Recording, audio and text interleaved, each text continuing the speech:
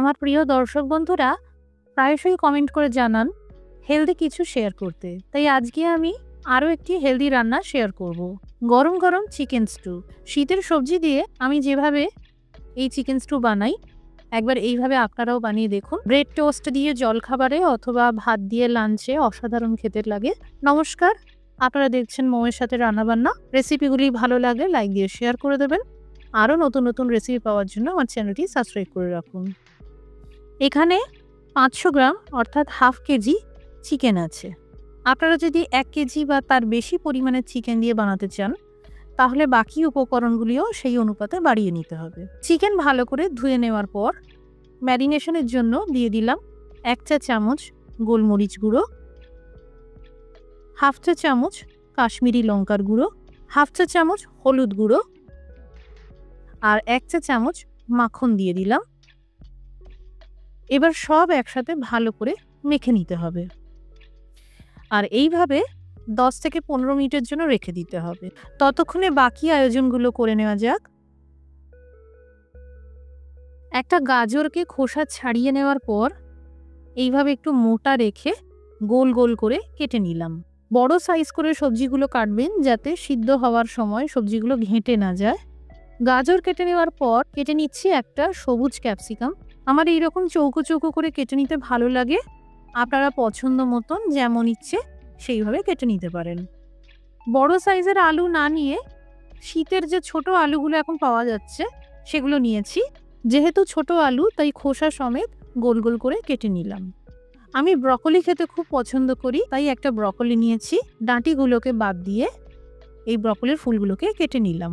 সঠিকভাবে ব্রকলি যদি রান্না করা হয় এর পুষ্টিগুণ বজায় থাকে আর খুবই টেস্টি খেতে হয়। সময় সাশ্রয় করার জন্য ডাইরেক্ট কুকারেই রান্নাটা করব। 1 চামচ তেলের সাথে 1 টুকরো মাখন দিয়ে দিলাম। এখানে মাখন অপশনাল।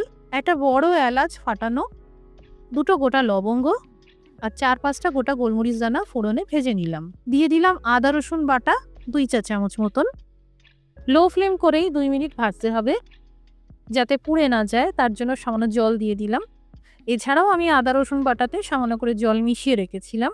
দিয়ে দিলাম পেঁয়াজ কুচি। চিকেন স্টুতে আমি পেঁয়াজের ব্যবহারটা বেশি করে থাকি।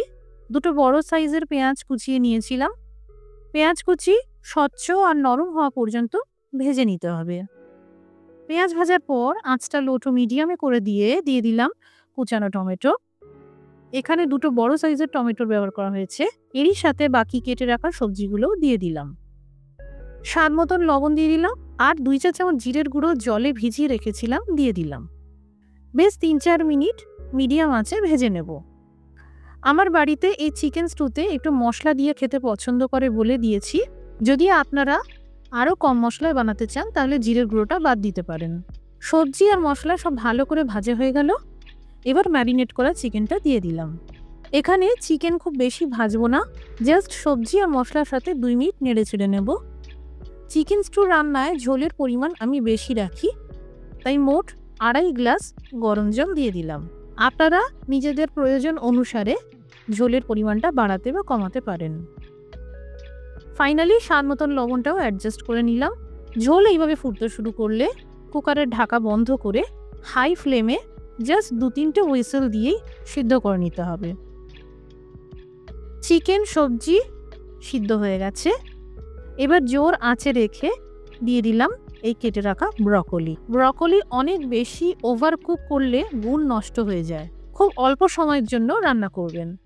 আধা চা চামচ গরম মশলার গুঁড়ো দিয়ে দিলাম।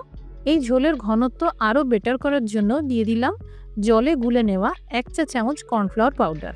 তৈরি হয়ে গেল শীতের মরশুমে ধোঁয়া ওঠা গরম গরম চিকেন স্টু। আর বাড়িতে বানালে কমেন্ট করে জানাতে পারেন কেমন তৈরি হলো। রেসিপিটি দেখার জন্য অসংখ্য ধন্যবাদ। সবাই ভালো থাকুন, সুস্থ থাকুন।